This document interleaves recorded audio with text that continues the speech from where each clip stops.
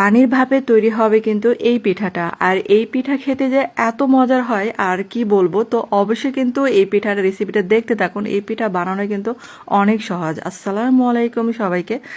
এই পিঠা খেয়ে সবাই শুধু আপনার প্রশংসা করবে আর বানানো যে কি সহজ। আর এই শীতকালে এই পিঠা বানিয়ে আপনি সবাইকে খাওয়াতে পারেন। আটা, মদের, চালের গুঁড়া তো এইসব কিছুই লাগবে না এই পিঠা বানাতে। হাতের কাছে এই উপকরণগুলো আমাদের থাকে। তো এখানে দেখেন 4 কাপে আমি 1.5 কাপের মতো সুজি দিব। আর এখন দিয়ে দিলাম হাফ কাপের মতো গুঁড়া দুধ। আর এখানে দিয়ে দিলাম 1 কাপের মতো চিনি। আর দিয়ে দিলাম এখানে 1 কাপের মতো, মানে ভরা ভরা 1 কাপ না, তো নারিকেল কোরানো সেটা দিয়ে দিলাম।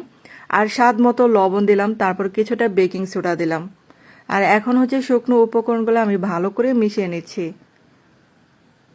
তারপর এখানে 1 কাপ মানে ঠান্ডা দুধ, এখানে কিন্তু গরম দুধ দেওয়া যাবে না, তো ঠান্ডা দুধ দিলাম এখানে 1 কাপের মতো। আর এখানে কিন্তু আরও দুধ মানে লাগবে, তো আমি এখানে পুরাটা দুধ দিয়ে করব না, এখানে আমি পানি দিব। এখানে আরও 1 কাপের মতো পানি লাগবে। তারপর দেখেন এখানে একটা বেটার মতো তৈরি হবে। তো এটা ভালো করে মিশিয়ে নিতে হবে। আর এই পিঠা বানানো যে সহজ আর খেতে মানে তার থেকেও অনেক মজার। আর এই পিঠা মানে কামড়ে কামড়ে নারিকেল পড়বে, তারপর হচ্ছে এখানে একটা দুধের ফ্লেভার আসবে, মানে সুজির যে একটা ফ্লেভার সেটা কিন্তু আপনারা পাবেনই না, মনে হবে যে আপনারা দুধের কিছু খাচ্ছেন তৈরি করে। তারপর দেখেন এখানে একটা কেকের মোল্ড নিলাম, তারপর এখানে একটা কাগজ মানে তেল দিয়েছি এখানে। আর এখানে সুজির বেটারটা দিয়ে দিলাম। তারপর হচ্ছে এটার উপরে কিছুটা কিশমিশ দিয়ে দিলাম। আর উপর দিয়ে আবারও কিছুটা নারকেল কোরানো দিয়ে দিলাম। আর এগুলাকে এখন এই যে পানির ভাপে আমি ভাপ দিয়ে নেব। আর এটা কিন্তু মানে সঠিক টাইমটা বলবো না, কারণ হচ্ছে এটা কিছুক্ষণ পরপর চেক করে আমি নামাবো। আর এটা প্রথম অবস্থায় একটু নরম থাকবে, কিন্তু এটা যখন ঠান্ডা হবে দেখেন একদম শক্ত হয়ে যাবে। আর এখন এটাকে ডিমোল্ড করছে, তো সাইড দিয়ে চাকু দিয়ে একটু কেটে নিতে হবে দেখেন। আর হাত দিয়ে একটু মানে এরকম করে থাপড়াবেন, দেখবেন যে সহজে এটা খুলে যাবে। আর এই যে উপর থেকে কাগজটা এরকম করে মানে টেনে তুলে কিন্তু উঠে যাবে কাগজটা।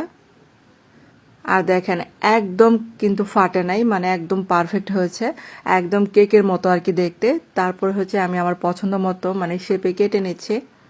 আর বন্ধুরা, যদি আমার ভিডিও আপনাদের কাছে একটু হলেও ভালো লেগে থাকে তাহলে কিন্তু পেজটাকে লাইক দিতে ভুলবেন না এবং চ্যানেলটাকে সাবস্ক্রাইব করে আমার পাশে থাকতে পারেন। আর এই যে দেখেন এই মজার পিঠাটা এত মজার যে মনে হচ্ছিল যে আমি দুধের পিঠা খাচ্ছি, এত মজার। তো বন্ধুরা, আপনাদের কাছে কেমন লাগলো আমার আজকের রেসিপিটা অবশ্যই কিন্তু কমেন্ট করে জানাবেন। তো আটা, ময়দা, চালের গুঁড়া ছাড়া এই মজার পিঠাটা আপনারা এই শীতকালে বানাতে পারেন, অনেক মজার। আর বানানো তো আপনারা দেখতে পারলেন যে কত সহজে আমি বানিয়ে নিলাম। আর এটা কিন্তু মানে চুলায় স্টিম করতে কিন্তু বেশি সময় লাগে না, 5 থেকে 6 মিনিট বা 7 মিনিটের মতো সময় লাগতে পারে। তো ধন্যবাদ সবাইকে এতক্ষণ আমার ভিডিওটা দেখার জন্য।